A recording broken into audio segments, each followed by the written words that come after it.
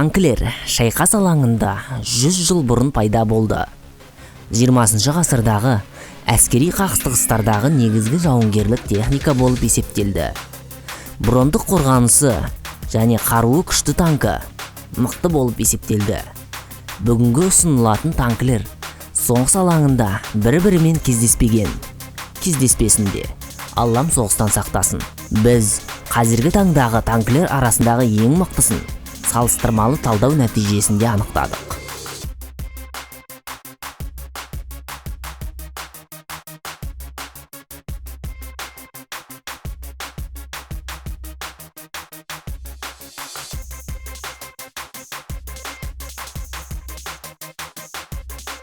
Бұл танкінің өндірісі 1994 жылы басталды. Ол британдық челленджерлердің екіншісі. Оның салмағы 62,5 тоннаны құрайды. 120 мм зеңбірекпен қаруланған. Экипаж 4 адамнан тұрады. Сарапшылардың пікірінше, Challenger 2-нің басты артықшылығы бұл экипаждың қауіпсіздігін қамтамасыз ететін брондық қорғанысы. Қозғалтқыш қуаты 1200 аттың күшіне тең. Ең жоғары жылдамдығы сағатына 56 км-ді қамтамасыз етеді.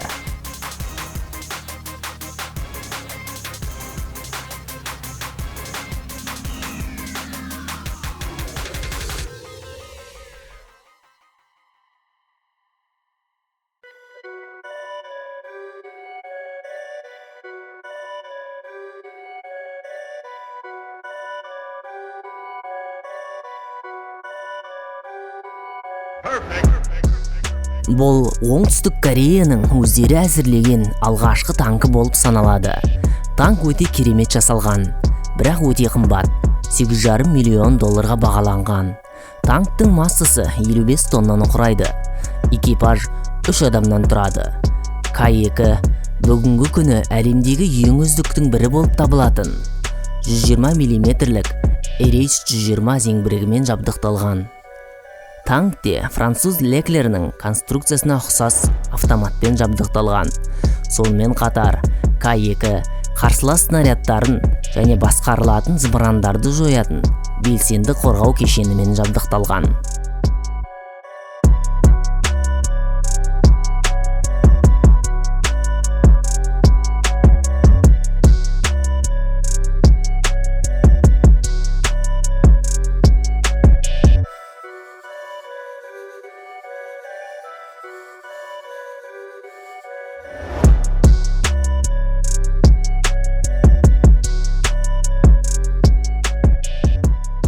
БМ Аплот кеңестік Т-80У негізіндегі Харков танк құрастырушылары жасаған танк.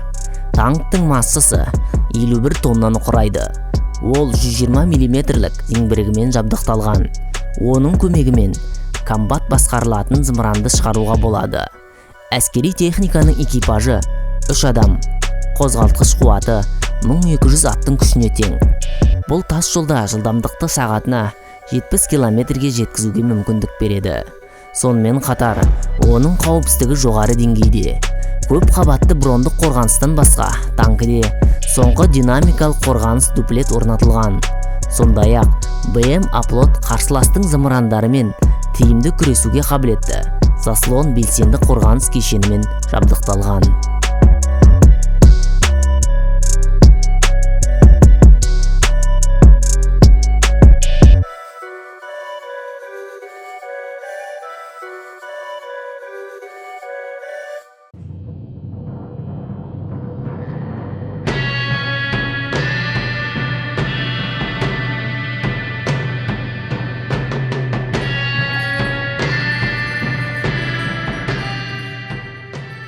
Т-90АМ бұл ресейлік танкі, кеңестік Т-72-нің жаңғыртылған түрі болып табылады. Т-90-ның алғашқы модификациясы 90-шы жылдардың басында пайда болды. Көлік құралының массасы 46,5 тонна. Экипаж 3 адам. Танкі басқарылатын зымыранмен аталатын 125 мм зеңбірекпен жабдықталған. Танкіде 1130 аттың күшіне тең қозғалтқыш орнатылған. Тас жолда сағатына 60 км жолды өтеді.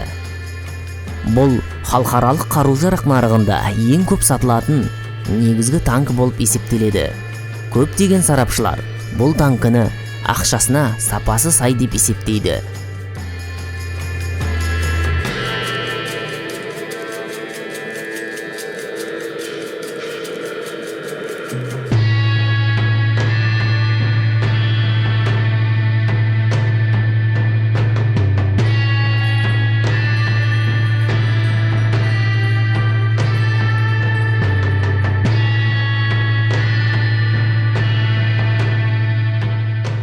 Абрамс М1А2 бұл әлемдегі ең танымал танктердің бірі.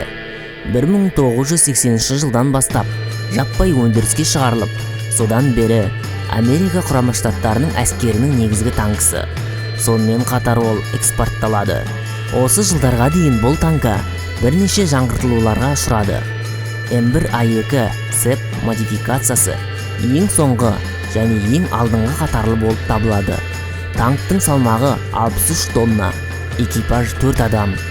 Ол 120 мм зеңбірекпен қаруланған. Абрамс танкісінде ең жоғары қуаты 1500 аттың күші бар газ турбиналы қозғалтқыш орнатылған. Бұл тас жолда 66,8 км/сағат жылдамдыққа жеткізуге мүмкіндік береді.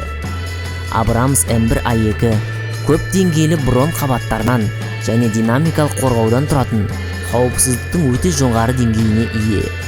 Танк ең озық өрт бақылау жүйелерінің бірімен жабдықталған. Көздеу және бақылау жүйелері жоғары бағаға лайық.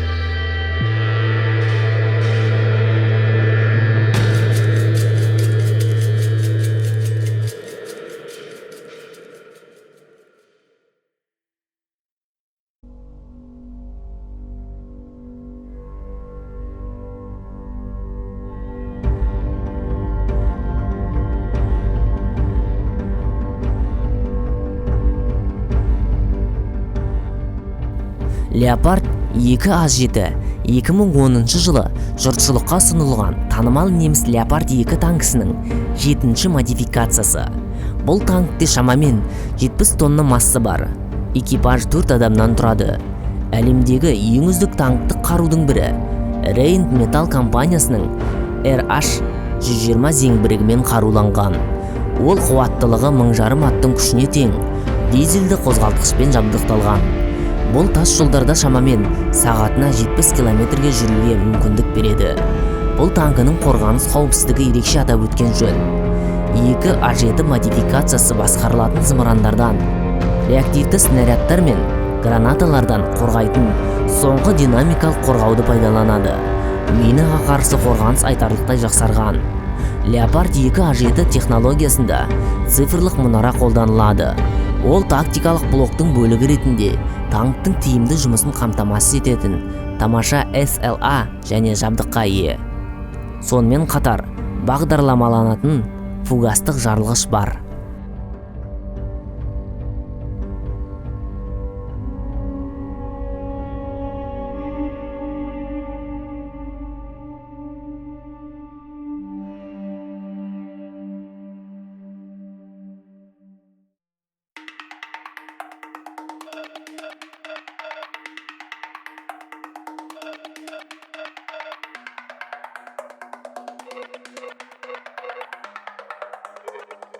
Т-14 армата ол алғаш рет 2018 жылы халыққа көрсетілді.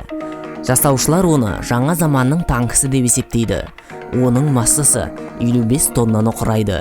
Экипаж 3 адамнан тұрады. Оған 125 мм зеңбірек орнатылған.